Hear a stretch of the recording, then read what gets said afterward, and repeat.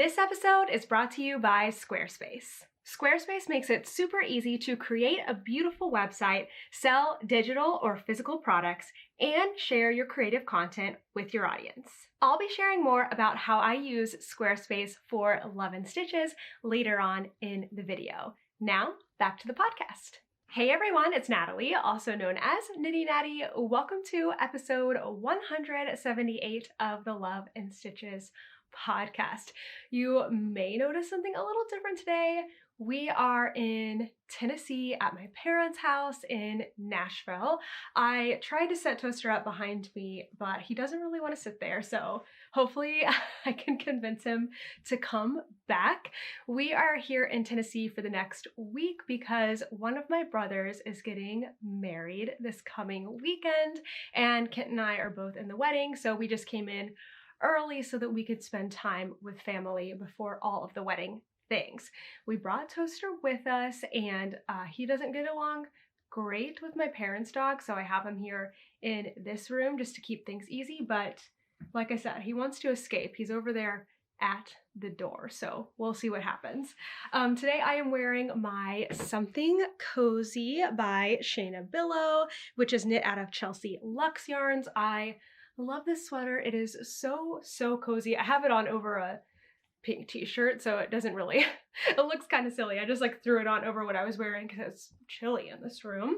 But love this sweater literally so much. Okay, today we have some updates on some of my projects. I feel like itchy almost with this podcast this week because I feel like if I had like 2 more days, I would have completed 2 projects. So they're silly close to being done, but not done. But you know what?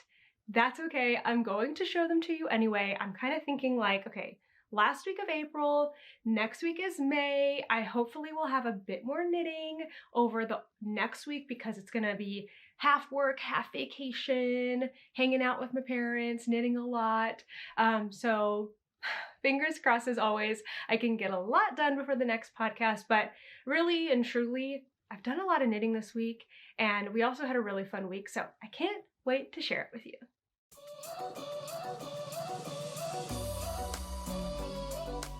Let's start this week with my Quadrophenia blanket. So I packed all of my projects for this trip here to Tennessee. I worked on quite a lot of them when we drove down. We actually drove from New York here to Tennessee on Friday, but I didn't knit as much as I thought in the car. I really had some confidence in myself that I would get a lot done, but I worked on this blanket a little bit. So I want to show you. This is quadrant B, I think, the second one that I started, and I am into my first color 6. So this is the Quadrophenia blanket by K.F. Jones. It is intended for an advent calendar, a fingering weight advent calendar. Though you could totally do this in different yarn weights, it would just change the overall size of the blanket. So it's not going to be a huge blanket. This is basically half of it. I kind of put it over my lap this morning to see how big it would be, and it's going to be a lap blanket for sure, but I'm okay with that. I'm excited to see like how it turns out and everything. All right, I got Toaster to join me, so we'll see how long he stays there. What was I saying? I'm into my first color 6. So here's what I've done this week. I've actually only worked on this quadrant here, and I've got a bright window in front of me, so it's looking a little brighter than it really is, but I have a cute little Mickey Mouse stitch marker right there. I believe that one's from Fangirl Fibers, as is this yarn. It's all Fangirl Fibers Disney Advent from 2021. So I worked through this color, which was the 4th color, the 5th color, and then I am just now starting into my 6th color. So let's talk about those color names. Also, I still haven't put anything into a magic knot ball yet. Sorry, I know that is bothering at least one person, but I will do that eventually. Okay, let's see. Quadrant B. Let's see what colors we got here. So I took all of the labels off of these yarns. Well, actually, I have them on.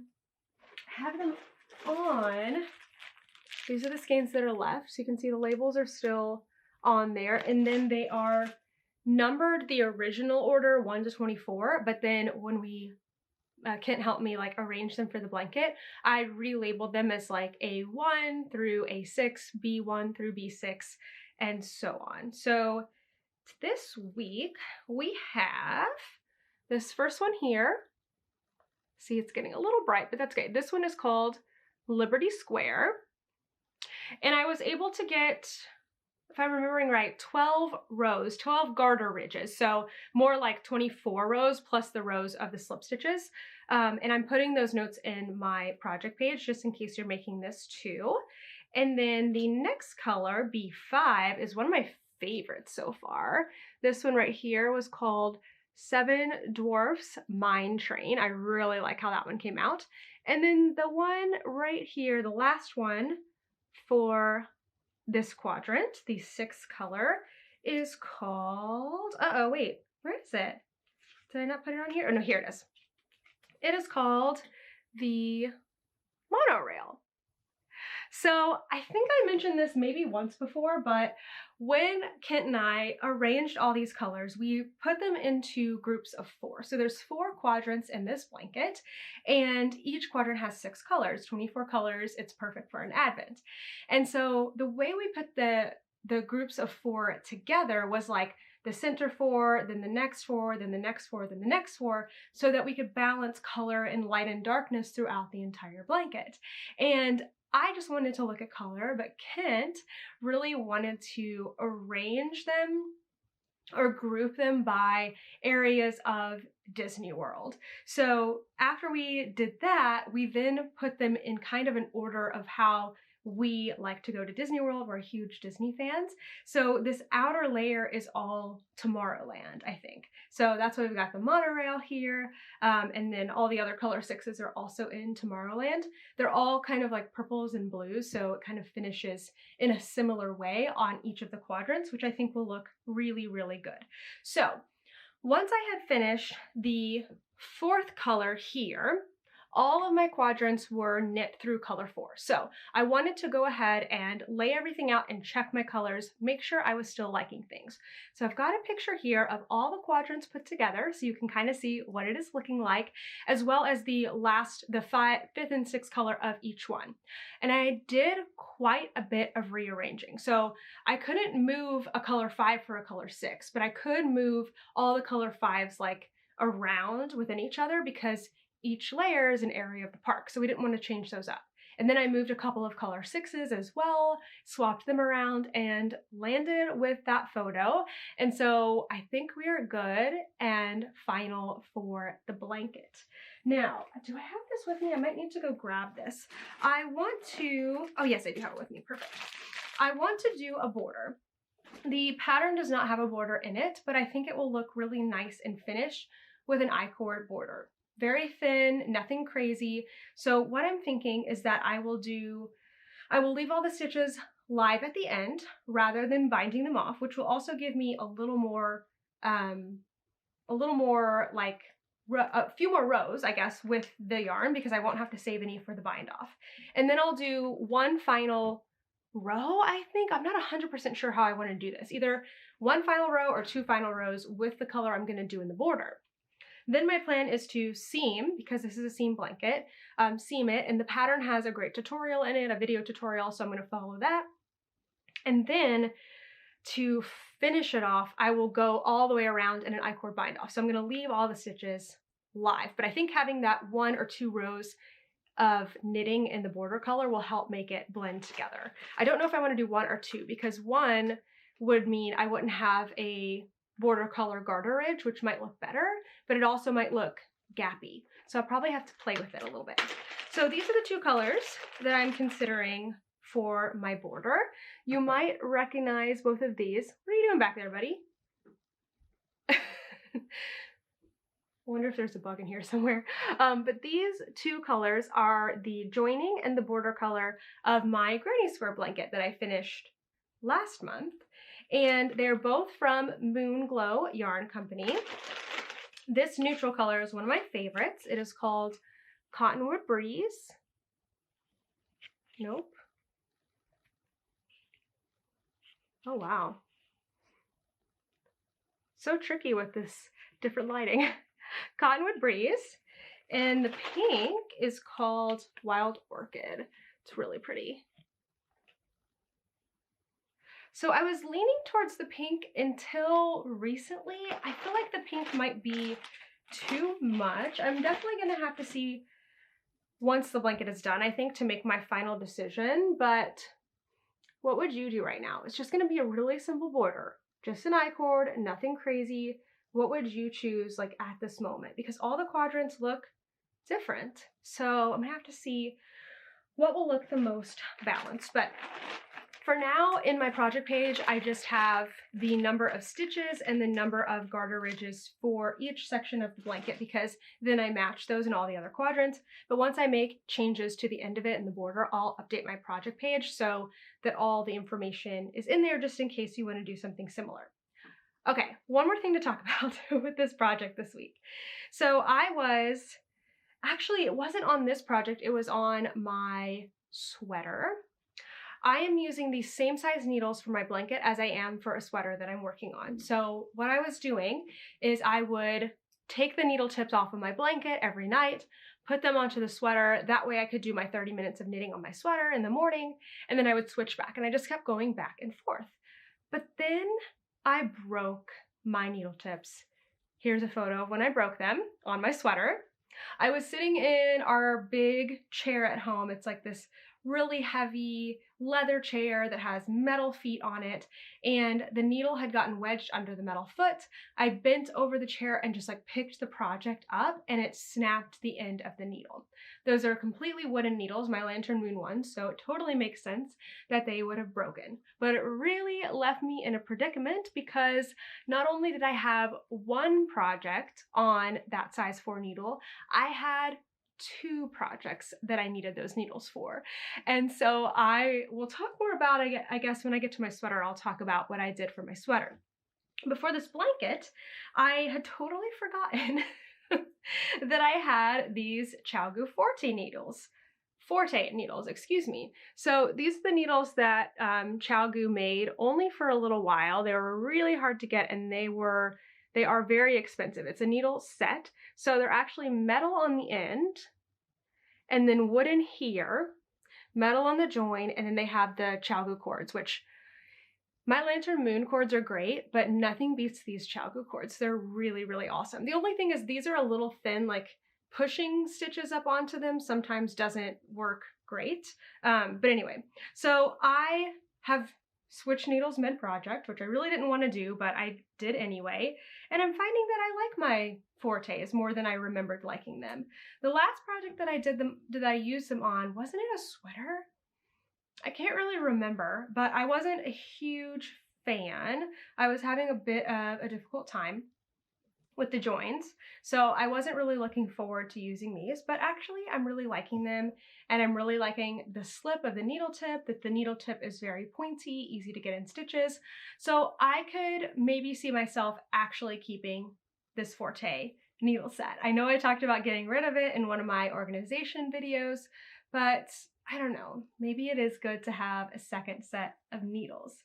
So even though I'm good for now on this blanket, I decided that I really needed to replace my Lantern Moon needle tips. So I ordered and sent to my parents' house, because this happened late in the week and I knew I wasn't going to be able to order needle tips, get them shipped to me in New York before we left for Tennessee. And I called around to all the Manhattan yarn stores, and nobody had Lantern Moon needle tips fixed or like the interchangeable tips. So I went online to Jimmy Beans and I overdid it. I ordered a bunch of needle tips because I was like, I just want to have plenty. I don't want this to happen to me again, where I am not able to work on a project for a couple of days. So I ordered, let's see, the ebony needle tips that I have in my interchangeable set. So the size I broke was size 4. So I got 2 size 4 needle tips, and I like the 5-inch. I think they make 4 and 5-inch, but I got size 4. So that's going to replace the broken one, plus have an extra set for me. Plus, one of the needle tips is not broken, so I'll actually have 5 size 4 needle tips, while I was at it, I decided to also get a US 5 needle tip because this is also a size that I use a lot. Now I'll have 2 sets of size 5 in case something happens. And then I was like, well, if I'm ordering, I might as well get some more cords because I'm finding that I really like the swivel cords over the fixed cords. And right now with this blanket, I have my I think my kit came with one 32-inch swivel cord, one 32-inch fixed cord, and then I bought 2 more swivel 32-inch cords. So I think I have 4 in total right now, but maybe one of them is fixed. I don't know, I couldn't remember, but I'm finding that I like the swivel one so much more that I'd really like to have all of those on swivel cords. And you really, like, do I really need this many cords? Probably not, but they're such a small thing to keep, and my stuff is so organized now that I figured if I have extra, I'll really have them and like know where they are and all of that. So I went, like I said, I went a little overboard. So what did I get here? I got, oh, you know what? I'm really gonna have a lot. I didn't realize, I guess there are 2 swivel cords in each box, and I got 2 boxes. So now I guess I have 4 more 32-inch swivel cords. That's probably overkill. And I went ahead and got 2 more of the 24-inch swivel cords. So basically, I upgraded and got a lot of needles to really fill out my set, and I should be good for a while. I ordered these on, I want to say Thursday, and today is Sunday and they're already here. So that was really, really fast. So I'm not sure if I'm gonna go ahead and switch back to my Lantern Moon needles for the end of this blanket or keep going on these, because like I said, I was really enjoying the Fortes. So stay tuned. I don't know what I'm gonna decide yet.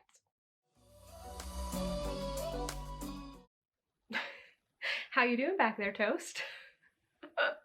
I just dinged my metal needles against my metal water bottle, so I was like, attention, attention, everybody. Okay, this is one of those projects, like I said, that is so close to finish, it's silly. I wish I had one more day before I recorded the podcast, but now I'll probably be able to finish it and wash it before I record the next podcast, so that is a positive. This is my Musselburgh hat by Isolde Teague. I am so excited about this Musselburgh hat. It's coming out great.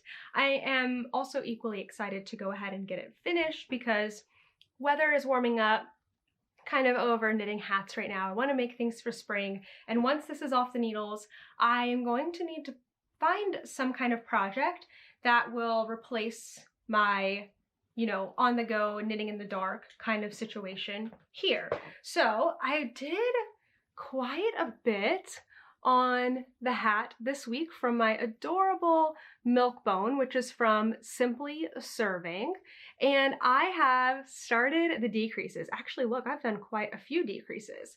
Once those decreases start, it is really fast. I mean, I probably have 20 minutes of knitting left, maybe less. Again, very silly. It is so close. But even though I was working on this yesterday and had this little left, I decided to work on my blanket last night instead. It's just, you know, comfort nighttime knitting. So I'll get this finished up sometime this week. But let's talk about this version of the Musselburgh hat. So I have started at this end, done my increases. From here to the ribbing in the middle is about 6.5 inches. It's supposed to be 6.5 inches, and actually when I was knitting it, it was more like 7. But as I've gotten further away from those sections, I feel like the sections are shrinking. I don't know if it's because when you measure from the needle, you kind of like stretch things a little bit more or what, but this section is now definitely measuring 6.5 inches. This ribbing section was 6 inches when I was knitting it, and now it's more like 5.5. So I wish I had done a little more on the rib here in the center, because once I reached 6.5 inches of stockinette on the other side to match this, I still had about 15 grams of yarn left. And what I wanted to get to was 10 grams of yarn left, because I know from working past versions of this hat that I only need 8 grams for the crown. So I knit until I get to 10 grams. That way I have a 2-gram buffer. I can finish the crown in 8 grams and have just the littlest bit left and use up as much of my skein as possible. So I wish I had added slightly more here at the ribbing, but I was getting kind of confused on the math, like how much yarn do I need to leave? And I guess what I could have done is once I had reached 50 grams in my yarn, I should have been weighing it. Once I had reached 50 grams, because that's half of 100, I should have seen how much ribbing I had, matched it, and then I would have been good to go for the rest of the hat, right? Because if I needed 50 grams for the first half, then I could just match it for the second half. But I guess I wasn't near my scale at that time. It's gonna be fine though, because I'm still, like, I am getting down to the end here. And like I said, I'm probably gonna end up with about 5 grams left, but I will update you in my project page. I need to update that project page for sure. So this yarn is the Little Wolf Knits. It was a custom colorway dyed for the Love and Stitches membership, and it is called Love and Speckles. So it's a very special skein. It's the only one that I have, and I'm definitely going to cherish this hat. Let's see what it looks like. Oh, you know what I wanted to share? I get asked often about when I'm knitting these Musselburgh hats, what type of needle that I use. So here on the crown, I am using a 32-inch needle. I use a size 2 for fingering weight. And this is a Chalgu needle. What was I about to say? This is magic loop method. I do magic loop. And I do that to start the hat too. Once I'm finished with all the increases here on the other end, I will knit it onto a 16-inch needle. Also a size 2. And I work most of the hat with this. Then I'll do the first several decreases. I don't like to switch to magic loop right away on the decreases because I find that there's too many stitches. So I'll do the first several rounds of decreases on this needle.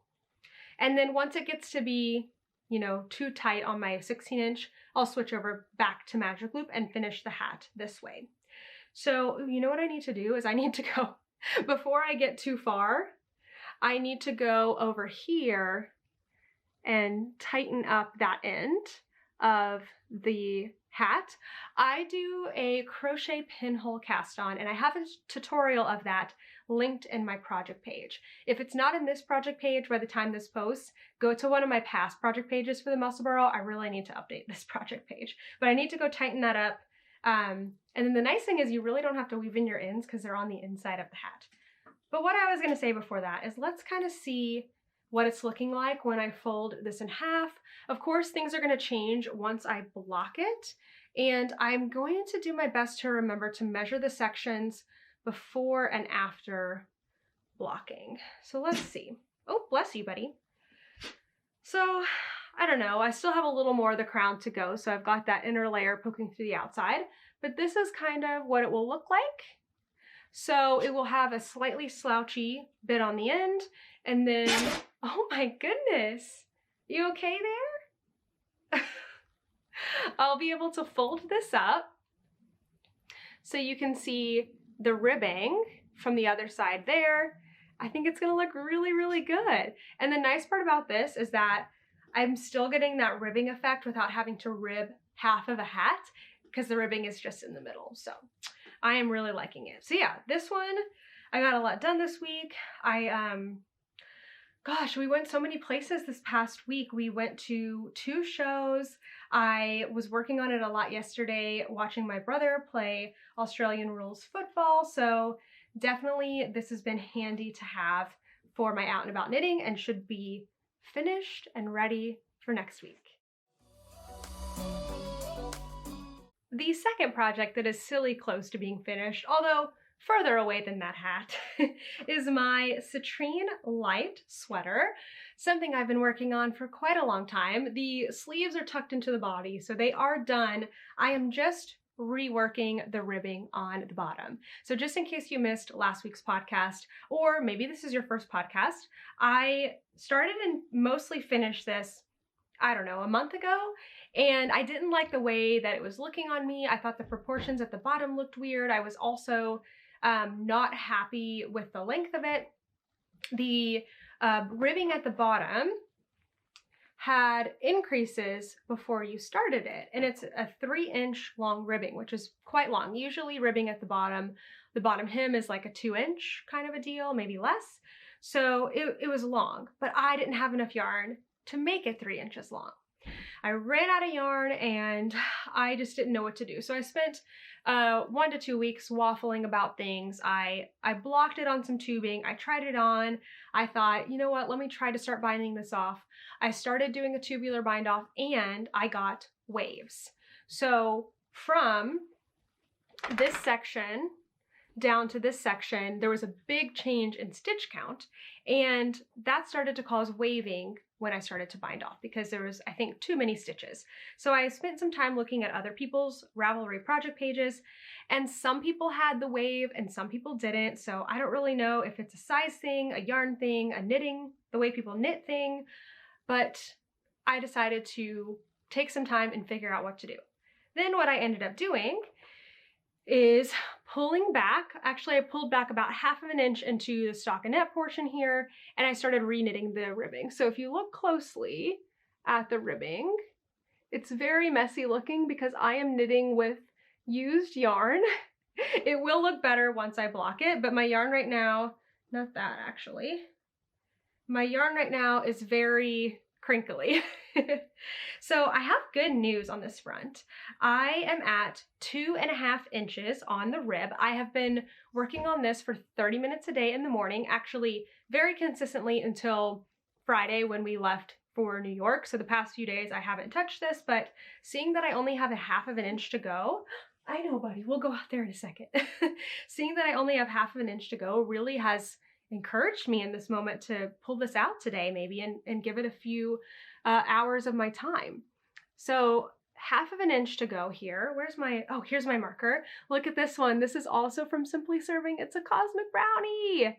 I think I did show these markers last week, but as soon as I get new markers or new project bags or anything like an accessory, I use it right away because it just brings me so much joy. So that had to go in my project right away. And yeah, I made some good progress for just doing 30 minutes a day. It's impressive, actually. This really is a good method. And thank you again to the person who suggested that for me because I was putting this off like no business. Oh, and I also put my new gummy bear in here that I got from my friend. So where was I? Good news, that's what I was saying, is that I have, I think, enough yarn to make this 3 inches long. My yarn is hiding from me. I am also keeping the yarn inside the sweater. That's why I'm like digging around in here. When you have an almost finished sweater, it's kind of like a bag. So you can keep your yarn inside. So I have a decent amount of yarn left.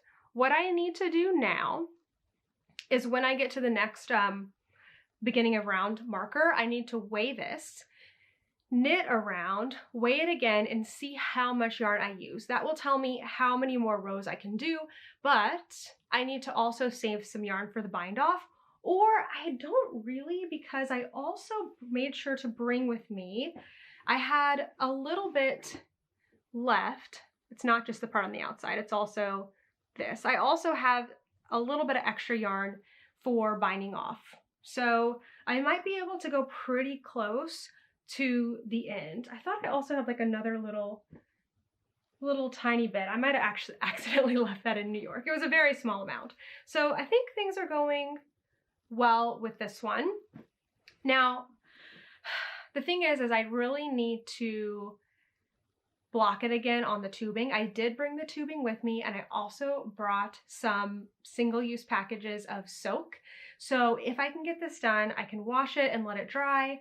I can try it on before I do the bind off, because picking out a tubular bind off is so annoying. I had to pick out about this much and it took me 20 minutes. It was horrible. So I don't want to bind off until I know for sure that I like the way that this is looking. So I'm really hoping that this guy, my hat, that they're going to be getting done this week, getting crossed off the list. Winter things are going to be going away. That will make me feel so, so much better. I've lost Toaster. Toaster, come here, buddy. He doesn't know where he wants to be right now. There's people in the living room. Kent is up in the bonus room. I'm here in one of the bedrooms, and he just can't decide where he wants to be. Come on, I think you want to be in here. Come on. Come up here. Come on. Come on. Whatever. Okay, I have one more project to show you that I have started this week, but this colorway is a secret, so we actually need to switch over to black and white, so there we go. Hopefully we're in black and white and you can't actually see what this looks like. So this is going to be a little bit of a teaser for Sock Week 2023. I have been receiving all of the products over the past few weeks, and I'm going to reveal all of them on Tuesday, May 16th in a YouTube video. I will be pre-recorded, but it will air live and there will be a chat. So that part will be live even though the video will be pre-recorded. So go ahead and mark your calendar because it's going to be a fun one to get to reveal all of those things. So this is one of the yarns. After this, I'll go get Toaster because I don't know how loud his little pitter patter is on the wood outside. But this is one of the yarns. My goal, this is I think the 5th year of Sock Week, and my goal every year has been to knit up samples of the socks before the sponsor reveal video, and I've never been able to get that done. I don't think I have, at least. And so this year I'm feeling very professional in a way, and I feel like I've created a timeline that I've actually been able to get the yarns in time to do this. And no, it's not the sponsors, it's me like organizing everything and then leaving myself time to actually do this. So one of the things I'm doing over the next week is working on each of them. I'm not trying to knit a whole sock, just get a little bit knit up. So here is the first one, and I know it's black and white, but hopefully you can kind of see that this is a self-striping yarn, so that's a little bit of a spoiler.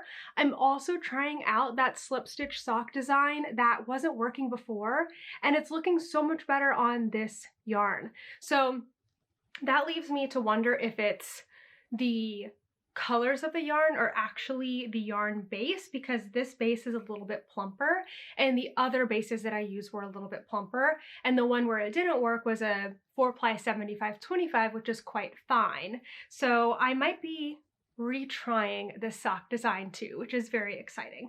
So that's it. That's all I'm going to show of this. I spent a little bit of our car ride on Friday working on this, and I'm going to try to, I brought all the colors that I have so far with me so that I can try to work on them while I'm here in Tennessee before I film that sponsor reveal video. So again, just mark your calendars for Tuesday, May 16th, 12 p.m. Eastern time, so you can be one of the first people to see all of the new products. It is the last week of April, which means I am rounding out all of my April intentions, and next week I'm going to have for you some brand new ones. I really feel like April was kind of a wash a little bit, and I'm excited to kind of start fresh for May. I definitely kind of dialed back on some things because it was such a busy and difficult month for me, and I'm glad that I did that, but I'm also ready to kind of hit the ground running in May. Again, kind of just a fresh start. So every month I've set for myself 3 goals in different areas. So a business goal, a personal goal, and a yarny goal. So I kind of want to discuss how April went for me in all of those areas today. So first up is my business goal, and that was to work on a Love and Stitches KnittyNatty.com website. I have one already, but it really needed a makeover, and I wanted to create a one-stop shop where everyone can just go to KnittyNatty.com and find everything that they need. I have been working on moving KnittyNatty.com over to Squarespace. Squarespace is an all-in-one platform for building your website. You can sell digital and physical products, so if you are a small business owner like me, you can post your patterns on there, you could sell yarn, you could sell bags, whatever you need. They also have so many different types of websites that you can create, like you can have your shop, you can have a blog, you can have kind of what I want to do, which is just an all-in-one space. They also have a really amazing scheduling feature that I used when I was doing all of my like what would you call it? I was doing lessons online. So I could sell lessons and have people schedule right in the app. It connected to Zoom, it connected to my Google Calendar. It was beautiful and seamless, and I loved how easy it was to use. I want to show you what I've been working on this week because, as we all know, it takes a little bit of time to develop your website to the way that you want it to be. But with Squarespace, it's been really, really easy to do. So this week, I just took a little bit of time and I worked on customizing a couple of things. So you can see I got my logo here at the top, which was very easy to insert. I also started working on the menu at the top. I added in my Instagram link, my YouTube link. I also added an email button, which is great because then it's very easy for people to find a way to contact me, and email is always best for me. I added in a big button that says members, log in here, because that's something I hear from my members a lot, is they don't know which website to go to. So it will all be nicely in one place. I started to work on a make-alongs tab as well and started putting in info about our upcoming cozy along. So I hope to go ahead and get that finalized so I have everything ready before that begins on May 1st. Another cool feature of the Squarespace editor is that it is a gridded space. So you don't have to go to some other spot on the website in order to edit your page. You can all do it right there. And if you haven't created a website before, this is so helpful. It is so user-friendly. You can literally click and drag to expand or shrink or move around any of the text, photos, or anything on the page. If your small business needs a website, I could not recommend Squarespace more. When you're ready, head to squarespace.com for a free trial. And if you're ready to launch, you can use my URL, which is squarespace.com/Knitty Natty. Then use code Knitty Natty for 10% off.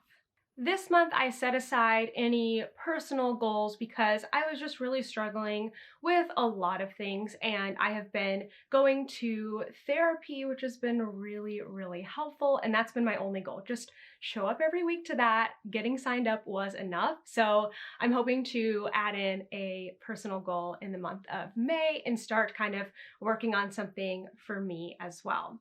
So that brings us to our Yarny goal. This month, it was a goal that is getting me towards my big goal of scrap-free 2023.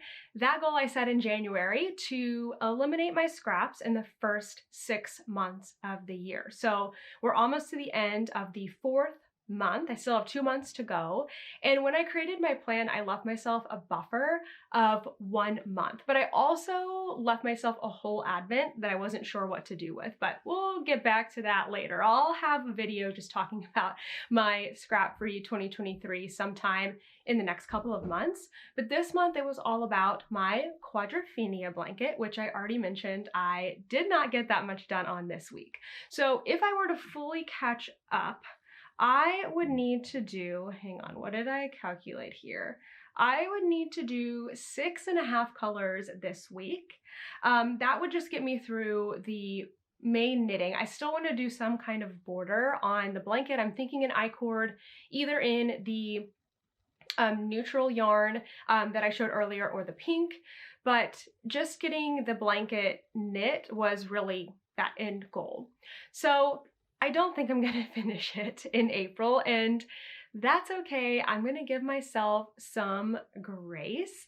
I have all of the quadrants are through color 4 out of 6 colors, and then one quadrant is into its 6th color. So yeah, that would be half on the one that I've already started, color 6, and then I'm like thinking of it how it's laid out, like 2 more, 2 more, 2 more, and then the border. So yeah, it's not gonna get finished this week, but I'm also not going to like stress myself out about finishing things up. I've got other projects that I'm close to finishing, like my Musselburgh hat and my Citrine Light sweater that I feel like I've been in limbo throughout the month of April, and I really need to tie up some loose ends and like finish those things, and that's gonna feel really good. And honestly, I don't want to not finish something I'm almost done with, like the hat and the sweater, just to finish a blanket. I'd rather give myself another week or two on the blanket, but then after that I'm really excited because my next scrappy project is going to be a blanket for this one. Oh, hey buddy. And I'm finally going to be making him a blanket, and I'm going to be crocheting it. I'm excited to get back to a crochet project, but that's all for next week, and I will share more about it then. All right, let's get into some questions. The first question this week is from Elise. Love you, Kent and Toaster. Thank you. Thanks for sharing your Knitty and life adventures. Sorry, I can't talk today. Do you weigh your yarn cozy empty and then subtract it when you weigh your yarn cake? It seems like you wouldn't want to take it out. Thanks, excited for the cozy along in May. That is such a good question, and I'm pulling back out my Musselburgh hat right now because it is inside the Crochet yarn cozy. Actually, I'm showing you the first version that had a slip stitch join that is no longer in the cozy, so ignore that. It looks like this. But that is a really good question. There we go. We're back in focus here. So no, I actually don't do what you said, even though I'm about to say what you said is the better solution. What I do when I'm weighing my yarn, if I have it in a yarn cozy, is I do just take it out. I take it out and I put it on my scale, and then I put it back into the cozy.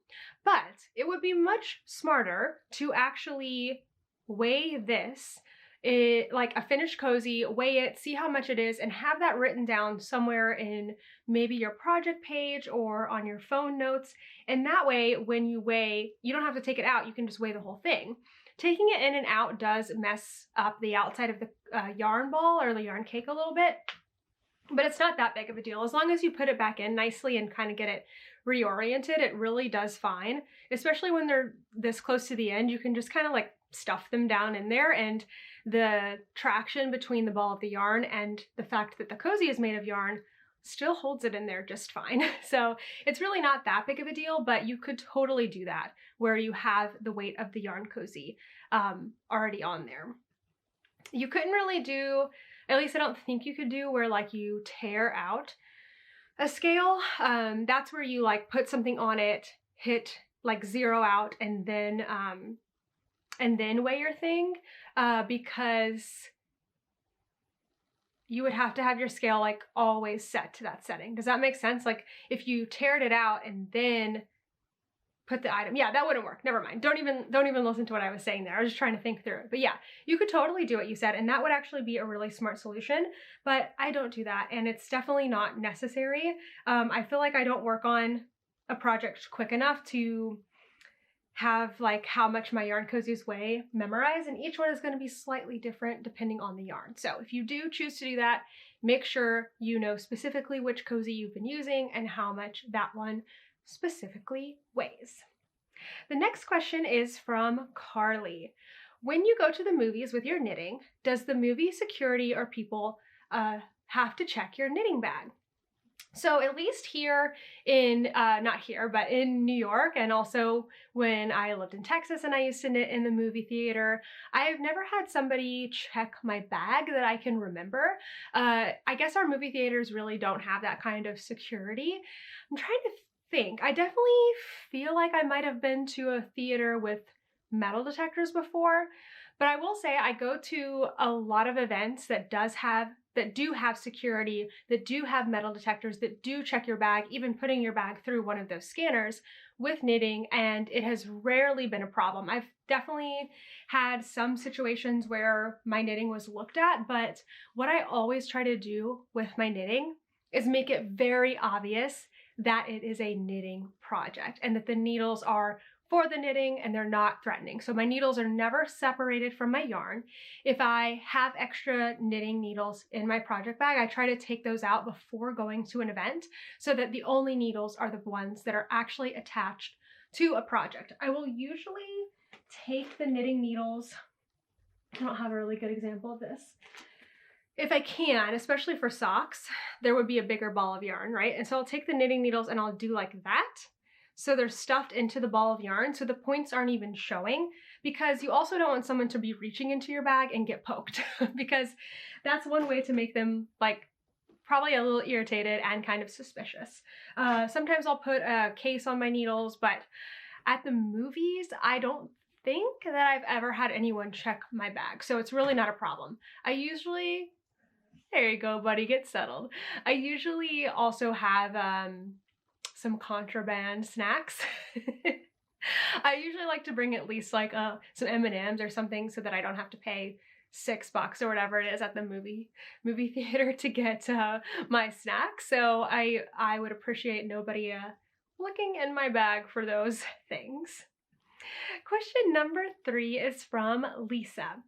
I'm watching different podcasters on knitting and crochet, and you seem to be the only one who puts an emphasis on the weights of yarns. How come? What is the benefit compared to length? Do you, by now, know how the weight of different yarns translates to yardage? I thought this was such an interesting question, and if my memory serves me right, I think somebody else, maybe even you, have asked this question in the past, and I haven't answered it yet. So I definitely wanted to answer this today. So I use yarn weight all of the time to help me make decisions about my knitting, especially if I am kind of playing yarn chicken or trying to use up as much yarn as possible. I will weigh my yarn, complete a few rows, and then weigh it again to see like, okay, how many grams of yarn have I used per row?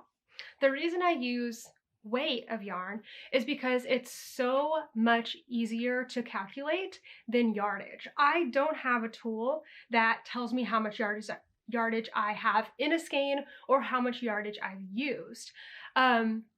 Also, I don't know if that would even be a practical thing to do when you're actually using up the yarn. Like, so for example, if I am trying to figure out how much yarn I used in a row, I wouldn't then like unravel it and measure it with a yardstick or something. That would be unreasonable. So weight is actually a really great way to figure out how much of a skein of yarn that you are using. Now, in a skein of yarn, both measurements are usually given, a length and a weight measurement. The two of them combined can tell you about the thickness of a yarn. So you asked if do I know how the weight of different yarns translate to yardage? So kind of. I know roughly that like a worsted weight skein of yarn is going to have something around 210 yards for 100 grams. So the 100 gram put up compared to the yardage will tell you about the thickness of the yarn and like what weight category it goes in. So 210 is usually worsted weight. I would say like, I don't want to say anything wrong, so don't use this as like hard and fast knowledge, like go look it up. But usually like 300 yards is going to be something like maybe sport or DK. And then most fingering weight yarns are somewhere between 400, 420, or 463. And those numbers kind of tell you how like plump the yarn is going to be. So 80-20 yarns actually have, most of the time will have less yardage than a 75-25. So even though this one skein of fingering weight and this skein of fingering weight are both 100 grams, one might have more yardage than the other, just because of the way that they're spun. So yes, it kind of does tell you how much yardage, but you couldn't like, I guess I am starting to understand, like if I have a 20 gram skein, I think it's somewhere between 80 and 90 yards usually, because I do that calculation when I'm putting stuff into my patterns. But weight is just a really, really user, like lay person, like just a normal average person who doesn't skein yarns and have one of those yardage meter tools. Like there's an actual machine that can measure how many yards. That's the best way to know how much. And I do a lot of stuff with scraps and leftovers, and to me that measurement is more useful than yardage, because you could go and take a fingering weight scrap that you have and weigh it on your kitchen scale or a scale you bought specifically for yarn, and know that you had enough with weight. But what you probably wouldn't take the time to do is measure out 90 yards of yarn, right? Like that would just be a waste of your time. So That, at least for me, is why I like to use weight a lot. Oh my gosh, I'm definitely a little out of breath today because I've been kind of fighting with a cold. I'm feeling so much better though. We went to Sonic today. I miss Sonic a lot when we are in New York. Oh, Toaster, stay up here, be quiet. We miss Sonic a lot when we're in New York, but they were out of tater tots. How are you out of tater tots at Sonic? Question number 4 is from Lavender Cottage Fiber Arts podcast. Hi, Natalie. Thank you as always for another podcast episode. It always brightens my week to see what you are working on. Thank you so much. My question is about knitting over your ends. I watched your tutorial on using this method, and when knitting socks, but I couldn't figure out how to do it if there are purl stitches in the pattern, like some ribbing, or if there's another stitch pattern. Is this method only suitable for stockinette? Have a great time at your brother's wedding. Thank you.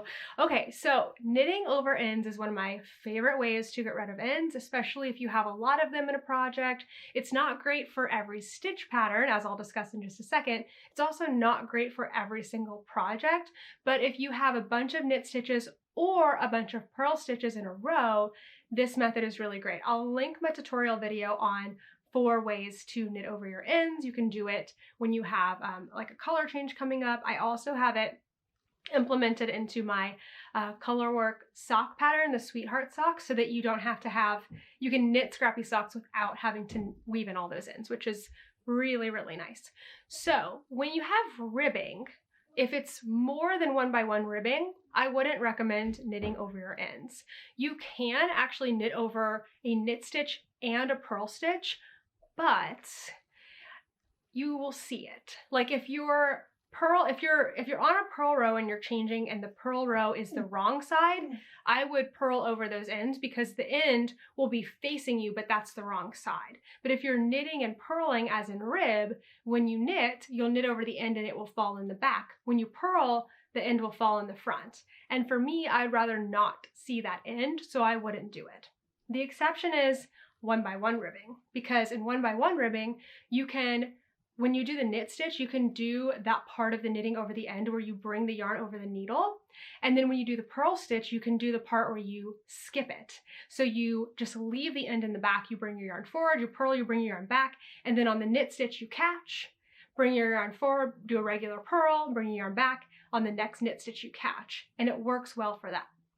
You just want to make sure you knit over your end for, I would say, at least 3 inches in ribbing, because ribbing stretches and grows and you want that end to be able to stretch and grow with it. I personally decide to knit over my ends only in like stockinette and garter stitch for the most part, because I just think it looks better. If I have a knit row before I go into something else like lace, I would probably still knit over the end, but in other types of stitch patterns, it just really doesn't work that well. So be strategic about knitting over your ends. It's a great technique, but it doesn't work for absolutely everything. Okay, last question here from Kristen. I am knitting while watching and just realized that I have a question with no knitting friends to ask. In my knitting, there appears to be one leg of the stitch that is consistently more twisted or tight than the other. It created the appearance of skinny pinstripes running down the sweater. I was wondering if this is normal, and if so, what causes it? Can I change something about the way that I knit to make it less contrasting? Any advice would help. Thanks. This is what I love about doing this question portion, is there are some questions that you just can't Google. Now, when I first read your question, I was trying to remember if I ever, like, I've definitely seen this before. I know exactly what you're talking about.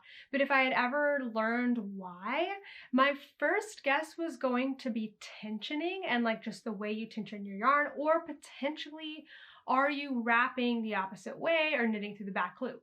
But then I decided to actually go to Google and I found something really interesting. I'm going to link an article down below. It's from Modern Daily Knitting by Patty Lyons, who is so awesome and so smart. And I don't know exactly what they called it. Hold on, I'm going to pull this up real quick because it was really fascinating, and I'm not going to do it justice explaining it, which is why I'm going to link the article so you can go read that. But they actually they had similar questions from some other people. It says, one side slants and one side straight up. It doesn't look like a V, it's more like this. And I think that's what you're describing. They said that the left leg was almost horizontal while the right leg is almost vertical, and why? And so in the article, and it has tons of photos, it goes to explain ply and twist. So the overall thing was like, you're not doing anything wrong. You don't need to fix anything. It might actually be the yarn that you're using. And I didn't read through it enough to see like it's the S twist or the Z twist or what ply that actually causes this. But go read through it. There's tons of photos, tons of like explanations on why it may be that way. Let me see if I can find a photo of where it looks more pinstripey. This one kind of looks like it. Yeah, actually you can totally tell. See how one side looks more ropey and one side looks more vertical? So it sounds like it's actually the yarn ply and not anything that you're doing in your knitting, which is good news because it means you don't need to change anything. And then also maybe it can help you to pick out some yarns in the future. So I thought that was fascinating. All right, that's all of our questions today. If you do have a question for me, make sure to leave it down below, but in front of it, put #question so I can know to look for it and answer it in next week's podcast.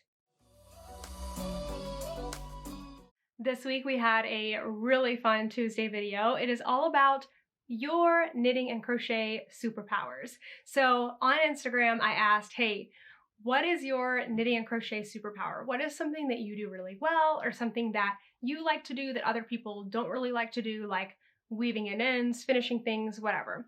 And I had so many responses, over 50 responses, and I didn't even share all of them because some of them were similar in a way, so I just picked one, but I had a really fun time reading through those and sharing them with all of you.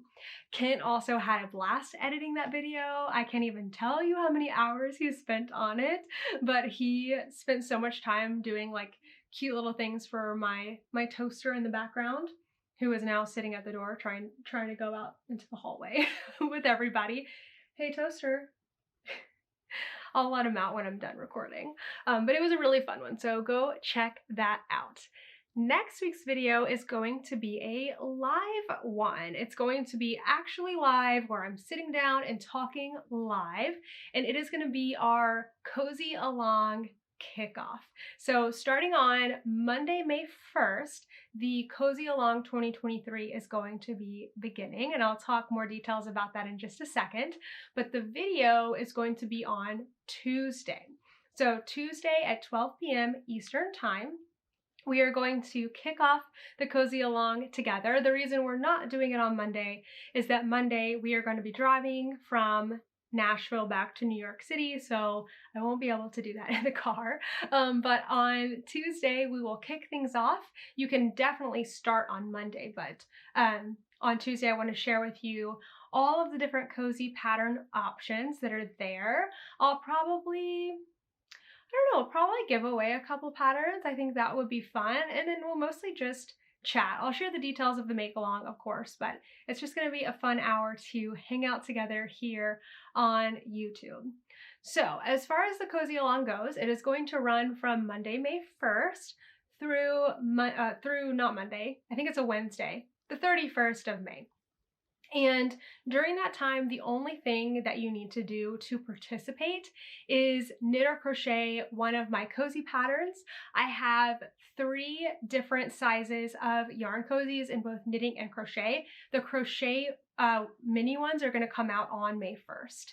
And then I also have a regular can cozy, a skinny can cozy, like the skinny tall ones, and a bottle cozy. That's actually the very first cozy that started it all. So I'll have all those patterns linked in the video that we're going to do next week, and also in the page that I'm working on my new Squarespace site. I need to get that all sorted out and figured out, but hopefully that will be live so I can share that. But it's going to be really fun. So all you need to do is just be working on a cozy. you actually don't need to wait until Monday, May 1st to start because WIPs are going to be totally fine. There's going to be 2 ways to participate and earn prizes.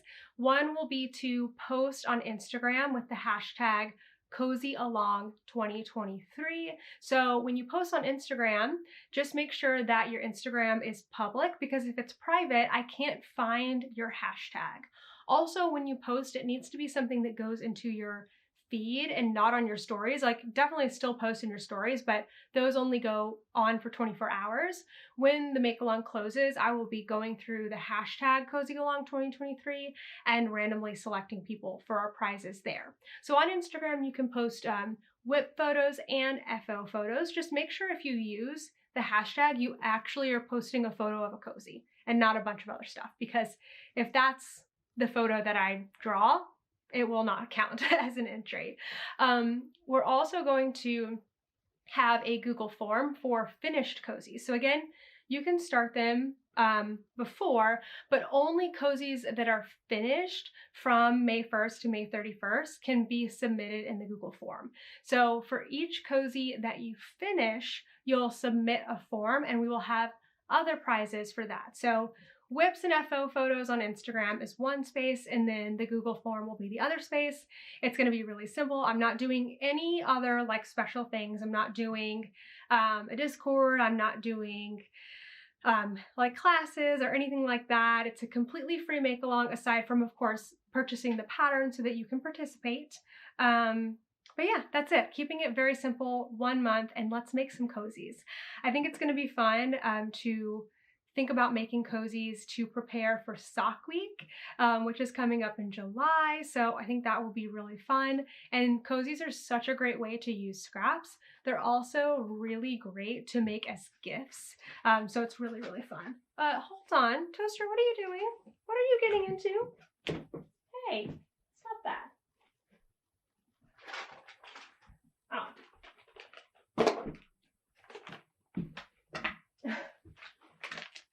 He just found some cat treats for my brother's cat.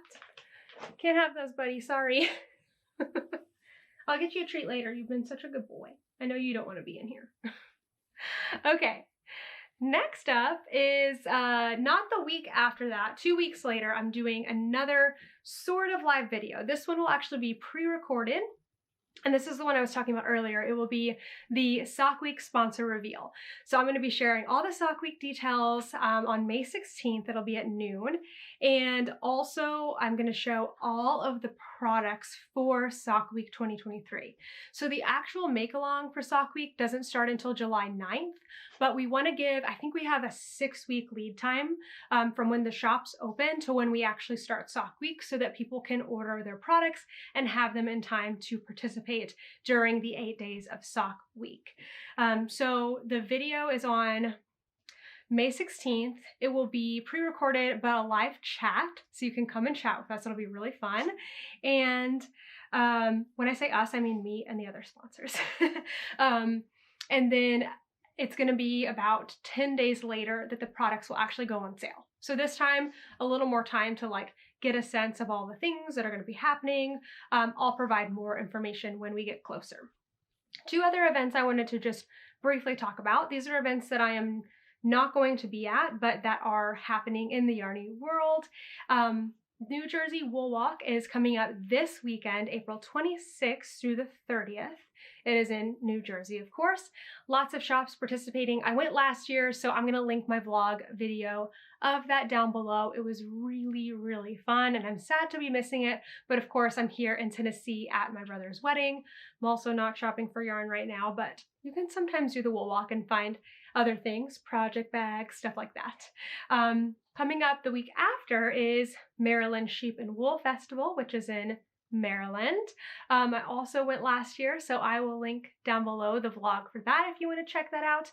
It is May 6th and 7th and is a great time. If you are kind of looking for something that is Rhinebeck-like, but not quite as big, kind of an entry level, or maybe Maryland is just easier for you to get to, I would say that this is a really great one to go to. There are so many awesome vendors at this one. We had an incredible week this last week. We got to do a lot of really fun things. So on Tuesday, Kent and I went to be in the live audience at The Daily Show, which is on Comedy Central. It's kind of a political comedy show that we love, and it's really funny, but it was so cool to be in that live audience atmosphere. So the crazy part is that I think we were the last 2 people to get in. So somehow Kent got, it's a free show, but somehow he got tickets online, but they were general admission tickets. So we still had to get there early enough and be in the line, like early enough in the line to get in. So as we were standing in line waiting outside, I think we got there at maybe like a little before 4 o'clock, and we didn't go in until 5, and it didn't start taping till like almost 6 o'clock. So it was a long afternoon, but the people behind us got different colored tickets, and I think they were like standby tickets, and I don't think they got to come in. So we were like, oh, thank goodness we didn't like walk a single step like slower or anything to be at the show. The Daily Show is something that I pass almost 3 times a week on my way to Pilates when I walk by, and I always see the people lined up, so much so that there is a security guard that I'm familiar with that I always say hi to him on the way. So it was a long time coming to actually get to go on to the Daily Show. So it was really, really fun. I'm actually a little bit glad that we were towards the back because I knitted during the show. I was knitting on my hat all throughout the show, which was really great, especially because it was such a long wait time, and even when we were in there, we were sitting for a long time waiting for things to begin.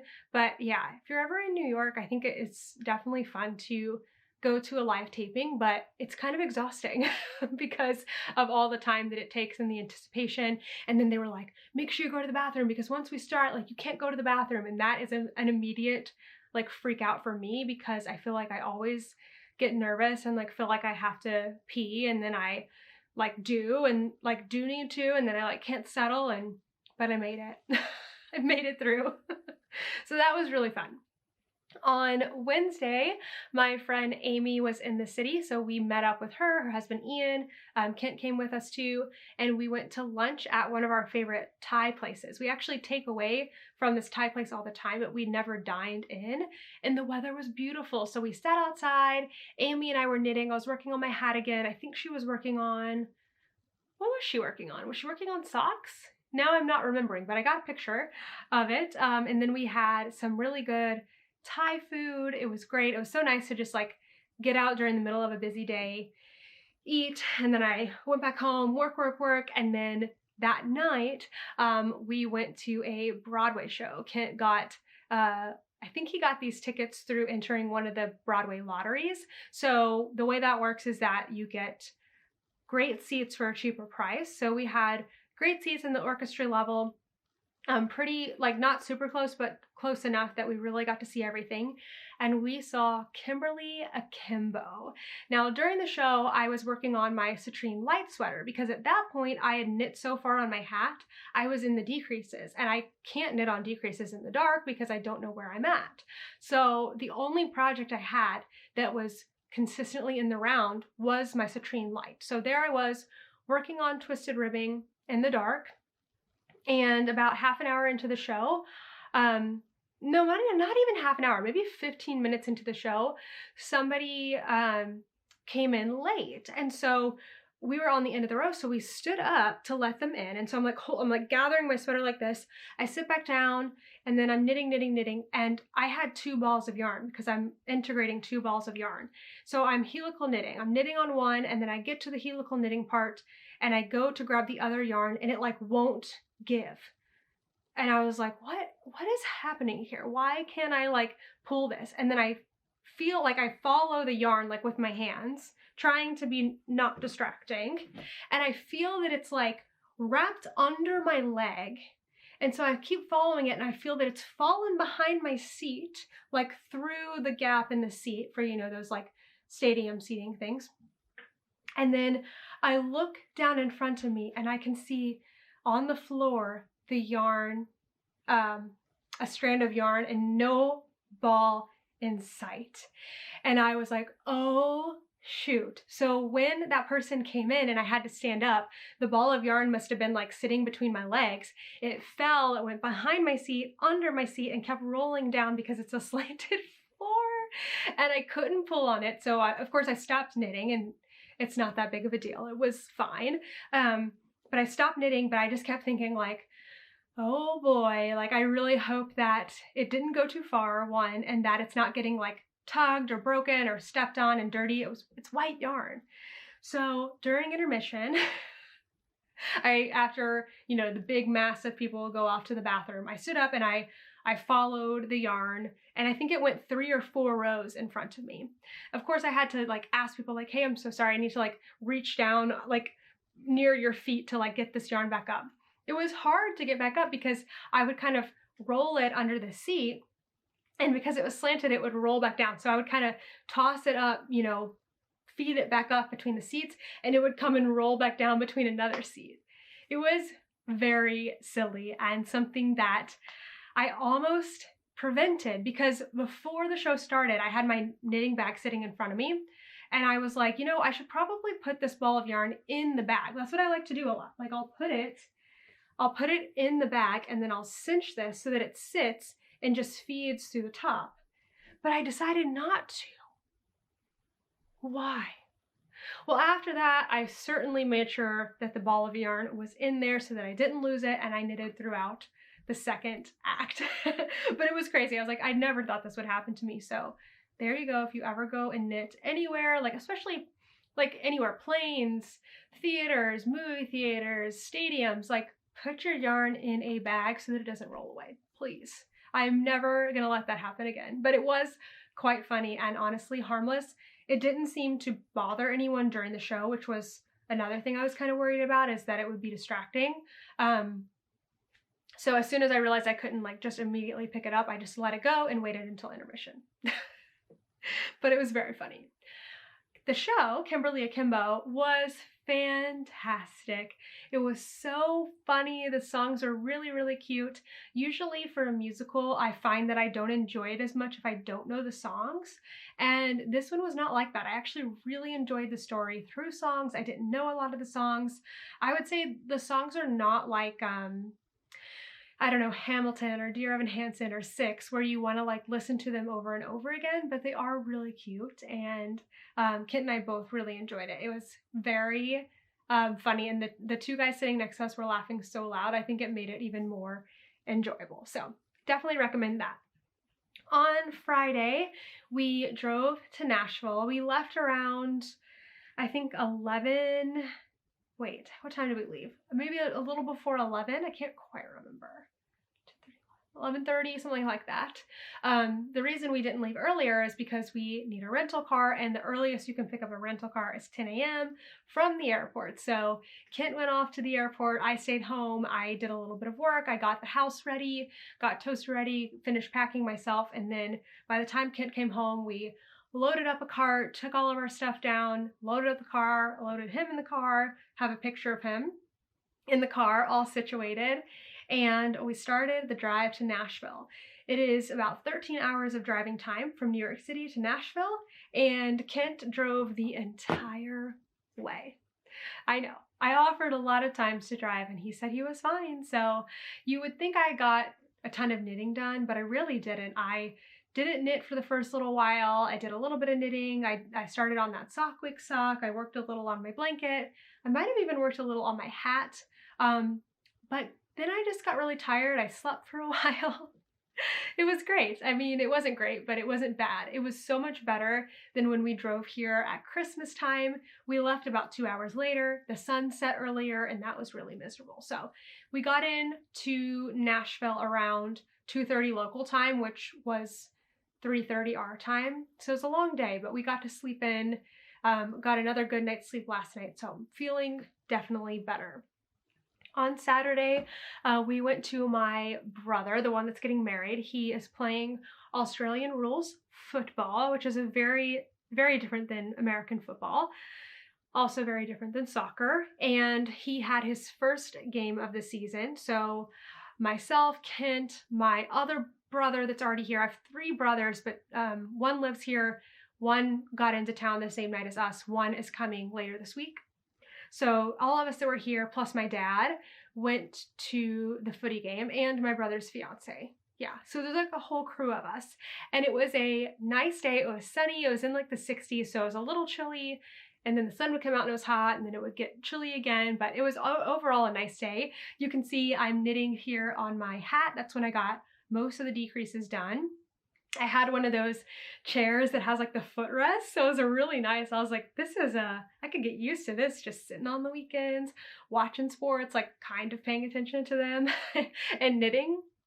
This is great. It was very, very fun. After that, we went to get sushi with my brother and his fiance. I had some pink sushi, which I took a picture of because I thought it was so cute. This is a soy paper, which I never had before. I enjoyed it. It was good. We went to like a revolving sushi place, so unlimited sushi. I mean, you know, it's Nashville, so the sushi is not it's not as fresh as other places, but it was decent and it was a great price and we all had a great time.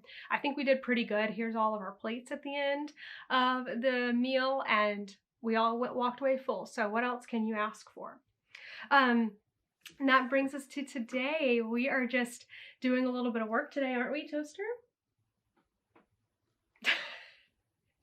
Doing a little bit of work today. Got some work to do the next few days, and then we are taking the rest of the week off for wedding festivities. It's going to be a lot of fun.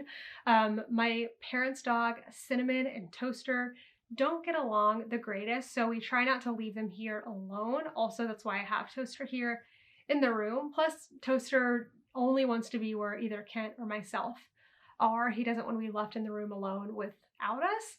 But while we were gone on Saturday, my mom had the two dogs, and as evidenced in these photos, the two of them were getting along fine when we weren't here and sharing the couch together. So I think it's just when we're here that they get a little bit naughty, right?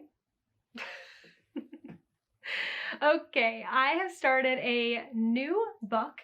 It is my second book of the month book that I got for April.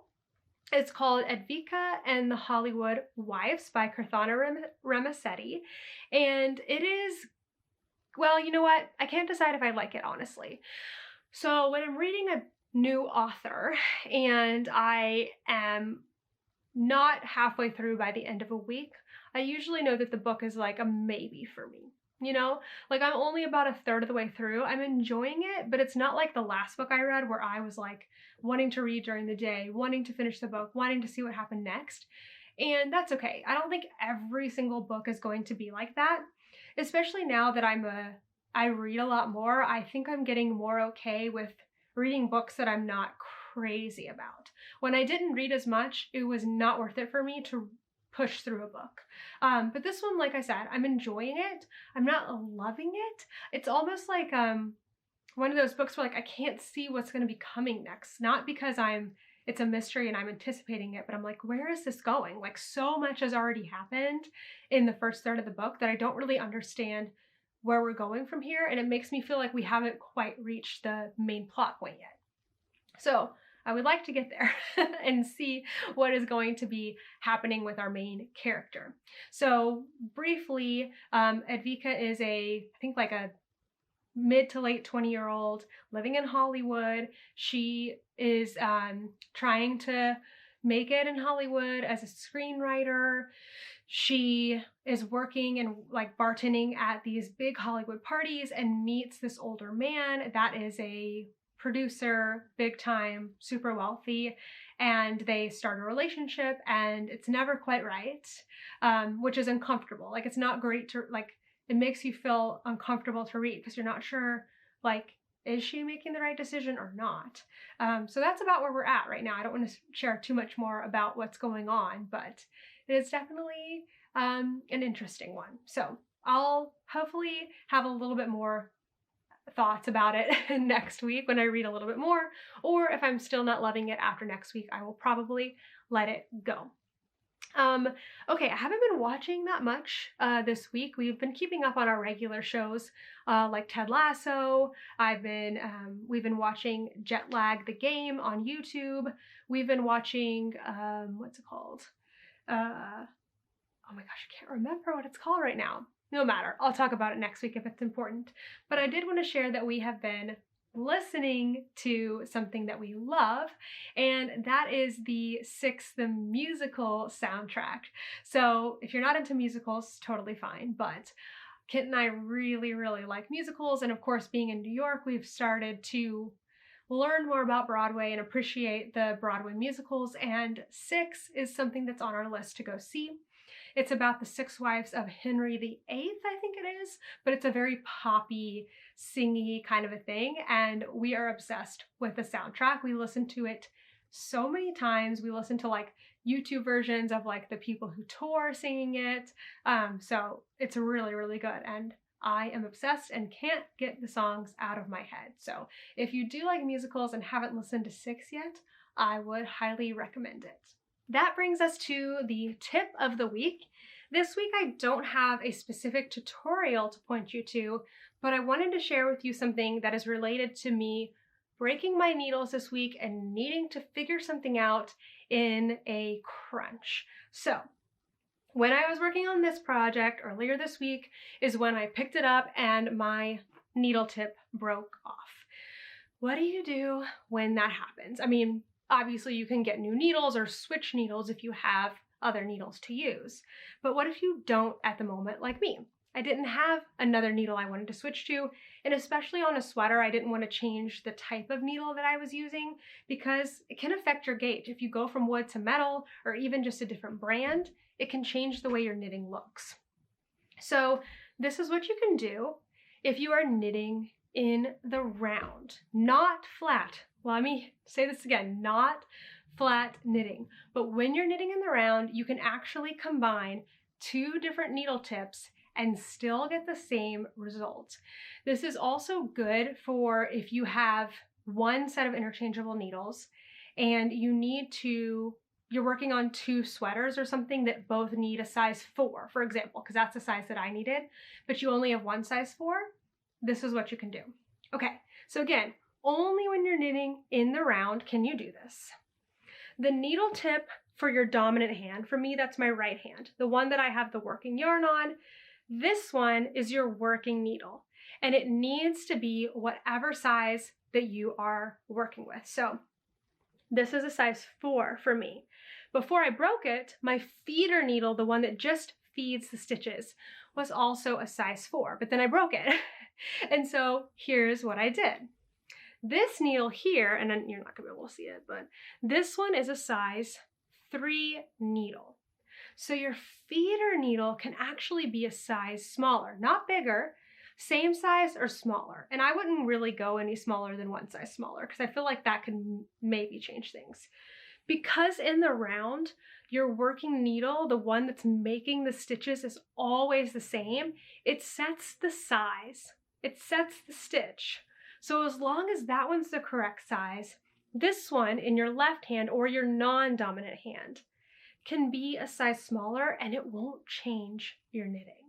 So again, if you break a needle tip and you only have one of the size you need, as long as you have one size smaller, that one can go on your feeder needle. Or if I had, another sweater working in the round, I could switch it. The reason this doesn't work in flat knitting, and the reason why I needed another solution, like switching needles, is because on flat knitting, you work across with one working needle, and when you flip around, your other needle becomes the working needle. So both needles need to be the same size. Somebody, I think they sent me a message, they said, could you just switch the needle tips for every row? And if I was really in a pinch, like if I was in the car and my needle had broken and I wanted to keep knitting and I had no choice but to use a smaller needle, I totally would have done that. I would have okay, I worked the row, and when I got to the end of the flat row, I could swap the needle tips so that my working needle again would be the right size. But I knew that wasn't going to work for me in the long run.